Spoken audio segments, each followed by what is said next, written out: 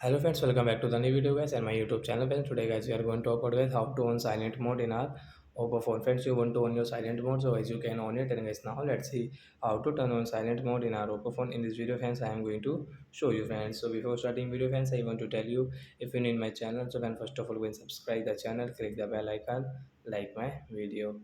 So first of all guys, open your phone setting to on your silent mode. From your phone setting guys, how can you on, and guys how can you use, I will show you. So then first of all click on sound and vibration setting guys, and guys you can see this type of setting in your Oppo phone. So once you can see your silent mode setting. So once you want to on, so guys you can on from here, and guys you can see silent mode icon on your screen. After guys you cannot use guys your ring setting, notification setting, your phone will silent.